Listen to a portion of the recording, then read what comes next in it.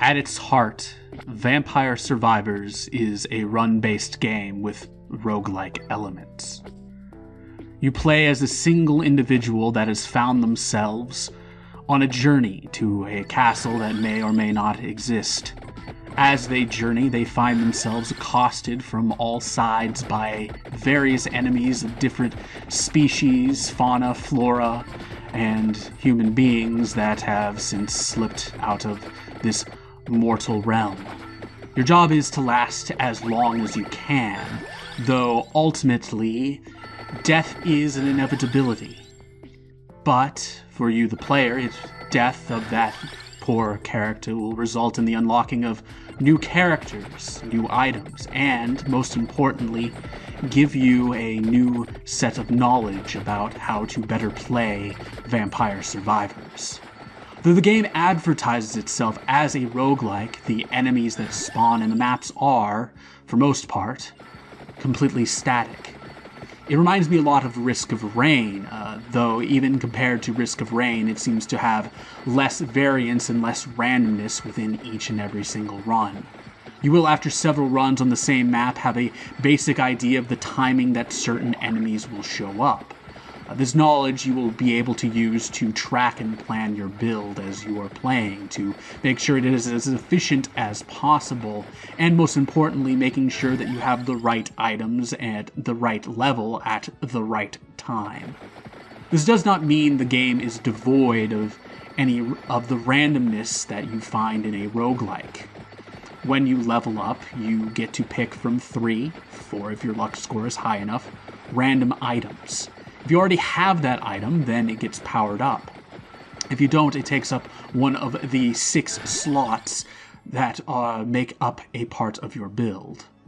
There are 2 classes of items, weapons to kill things with, and stat improvement items that buff your character. Each of these 2 classes have their own set of those 6 slots that those said items slide simply into. Occasionally when you kill a boss or elite monster, a chest will appear. Chests only give you upgrades to items you already have in your build, though the item that is selected within that chest will always be random as well.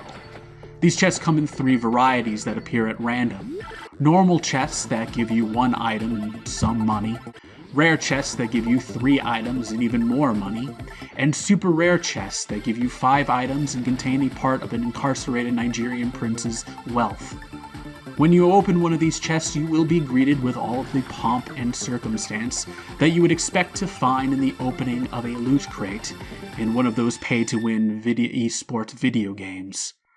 But in this case, it will not have the direct drain on your bank account, since there is no need to buy keys or other various things to unlock them.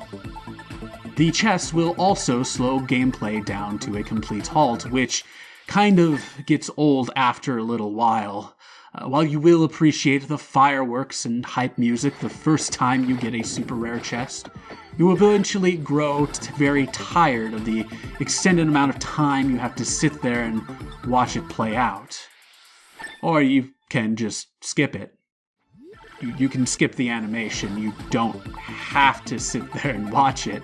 Just press the B button or the equivalent cancel button on your controller or keyboard, and you can stop watching all of this over and over again, but you won't.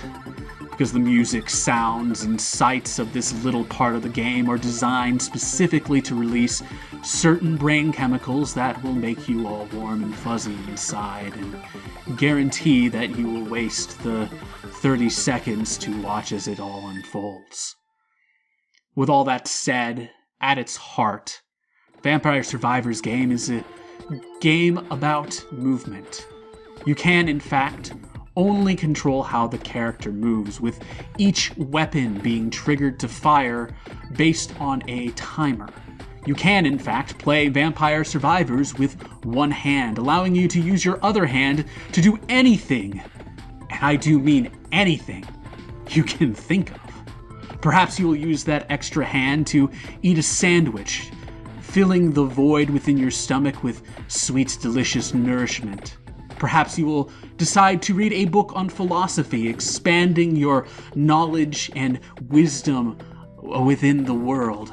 Perhaps you will use it to shop for important things on an online store. The possibilities are endless. Either way, you will spend each run weaving through enemies, watching as they get tantalizingly closer. You will push back against them, trying to gain slightly more space around your character before the claustrophobia kicks in and your character is overwhelmed. As you play, you will continually come up with new strategies, such as circling and corralling enemies in the center of the screen, or weaving around like a DVD player screensaver when you take a visit to your local library. By stripping away your ability to press other buttons, Vampire Survivors forces you to anticipate when your items will be used and where the enemies will be on the screen at that specific moment. And this is important because in order to use your weapons to the greatest effect, you will have to pay attention to these things.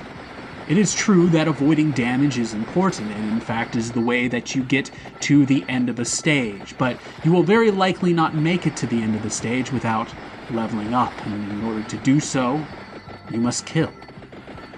Killing is, indeed, the only way to survive. In truth, though, at its heart, Vampire Survivors is a tribute to Castlevania. Its characters, items, stages, and enemies all draw heavy influence from the classic side-scrolling series of video games. The more of these characters and items you unlock, the more of these parallels you will see.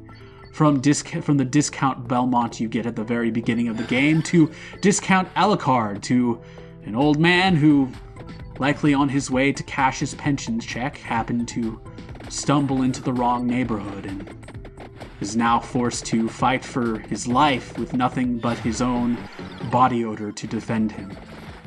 As you gather items for the build, you will see the similarities to Castlevania as well. You have the classic whip, knives, Santa water, crosses, pentagrams, and of course, magic wands. And yet at the same time, Vampire Survivors is the furthest thing away from being a Castlevania clone. Its gameplay differs greatly.